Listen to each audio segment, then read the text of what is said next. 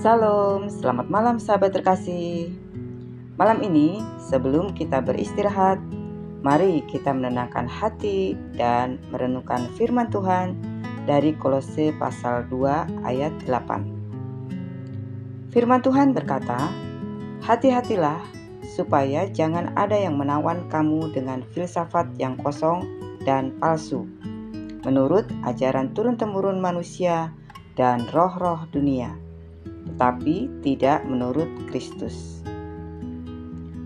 Sebuah peringatan lembut namun kuat dari Rasul Paulus. Ia tahu bahwa dalam hidup ini selalu ada begitu banyak suara.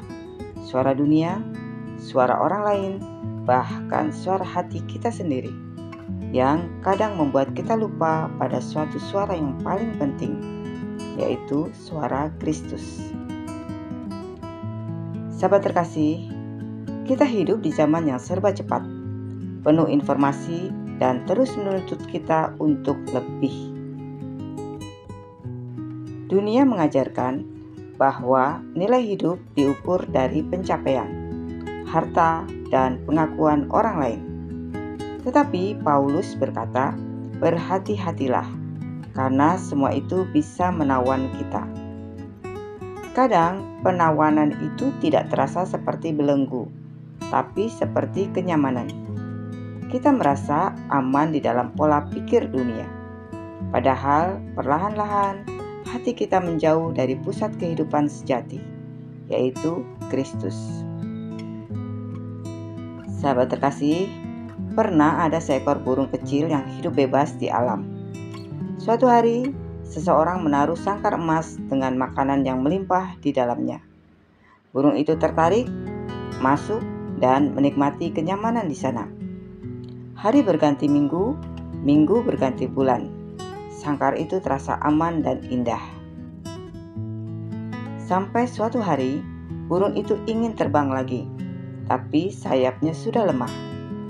Ia sadar kenyamanan telah membuatnya kehilangan kebebasan.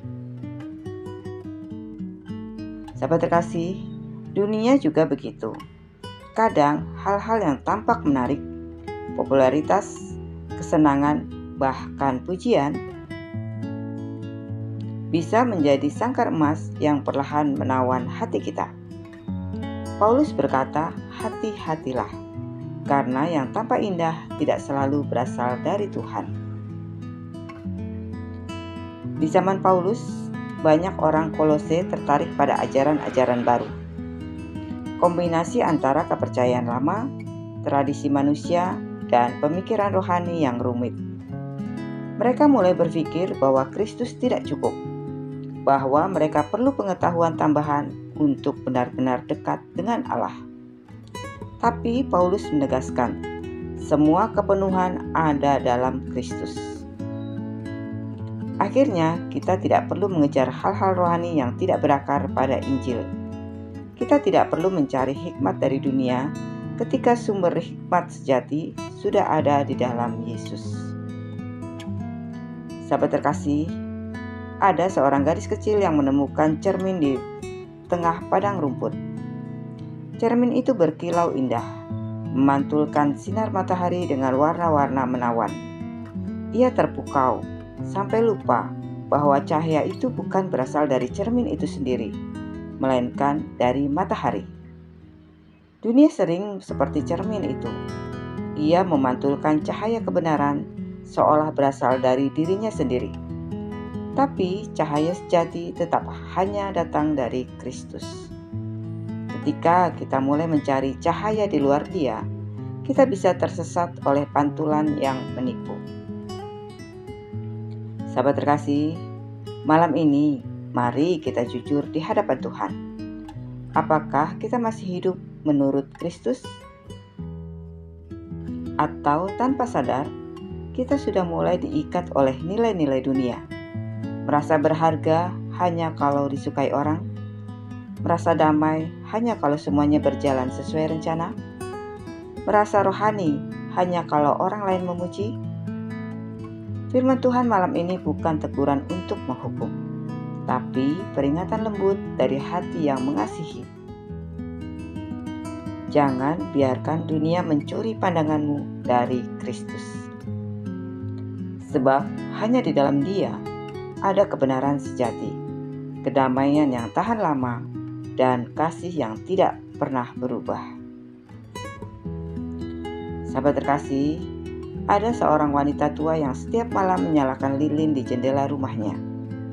Ketika angin bertiup kencang, nyala lilin itu bergoyang-goyang hampir padam. Tapi setiap kali api mulai mengecil, dia menutup jendela perlahan dan berkata, "Asal ada sedikit cahaya, kegelapan tak akan menang." Demikian juga iman kita. Dunia bisa seperti angin yang kencang, menggoyahkan keyakinan, menantang prinsip, bahkan melelahkan hati. Tapi kalau kita terus melindungi nyala iman itu dengan firman Tuhan dan doa, maka terang Kristus tidak akan pernah padam di dalam kita. Sahabat terkasih, menjadi waspada bukan berarti hidup dengan ketakutan. Paulus tidak berkata, "Takutlah terhadap dunia," tetapi ia berkata, "Hati-hatilah." Ada perbedaan besar antara ketakutan dan kewaspadaan. Takut membuat kita menutup diri, tapi waspada membuat kita tetap membuka hati, namun berakar kuat dalam kebenaran. Orang yang hidup dalam Kristus tidak paranoid, tapi ia mengenali yang palsu karena sudah mengenal yang asli, kasih dan kebenaran dari Kristus sendiri.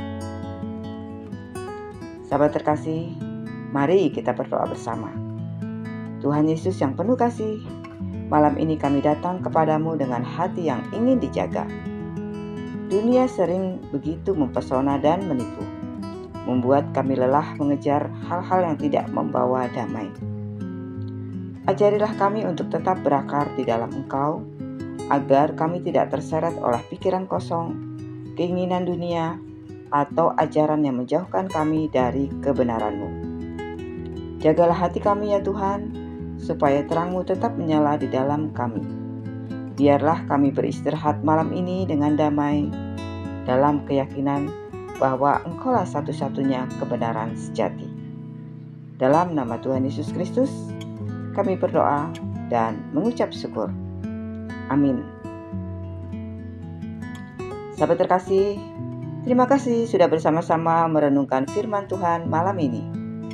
Kiranya renungan ini membuat hati kita tenang dan jiwa kita damai.